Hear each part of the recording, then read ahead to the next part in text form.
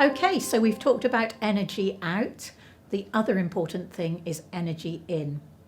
What you eat during your cancer treatment is really important because that is going to provide your body with fuel to see you through your treatment. A lot of this is common sense and it's probably stuff that you'll be aware of already, but I'd like to talk you through what's known as the Eat Well Guide. You may well have seen this graphic before. It's known as the Eat Well Guide, and the idea is that that represents a plate, and you should be looking to fill your plate 1/3 full of each of the different food groups on there. So in green, we've got fruit and veg.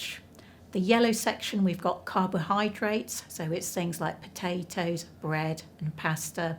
And the blue and pink is proteins, so that might be meat, pulses and protein sources such as dairy products including cheese.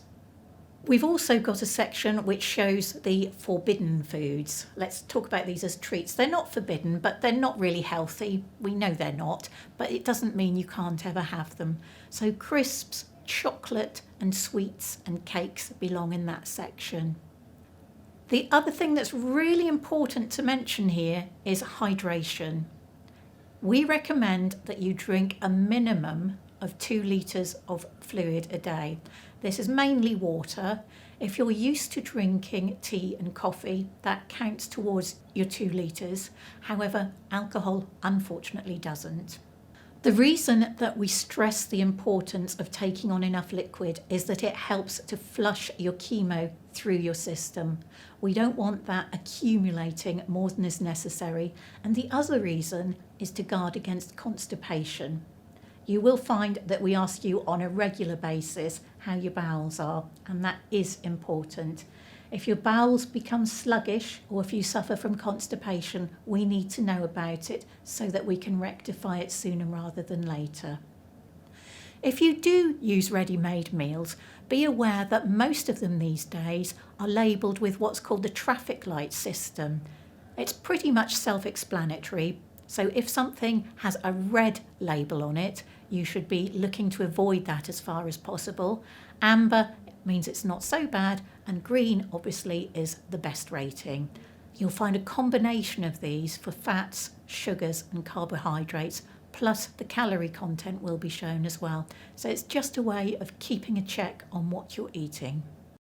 When should you seek help?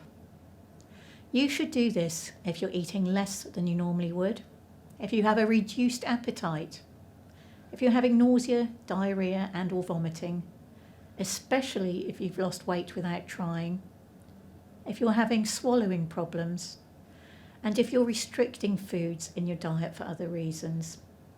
If any of these apply, or if you need some specialist advice, please speak to your doctor, your specialist nurse, or us, and we can refer you to the dietitian. It could be that you're on a special diet, and if that's the case, your team will be aware of this. And if you need any more specialist advice or help, please speak to your doctor, your nurse, or the dietitian.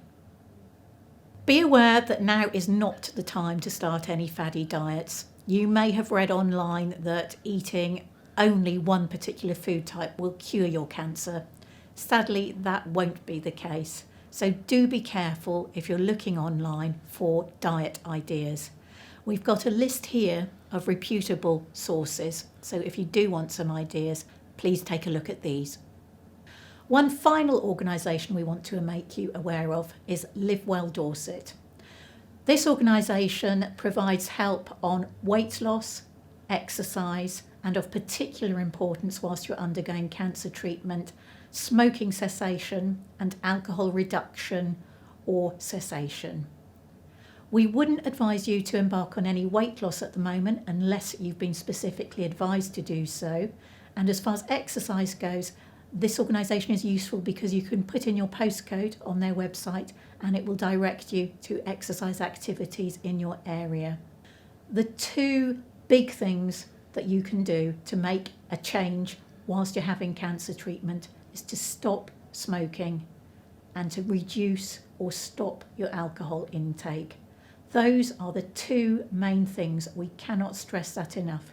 If these apply to you and you want some help, please turn to Live Well Dorset. They provide a coaching service which has obtained brilliant results over the last couple of years, and you can refer yourself either by telephone or online.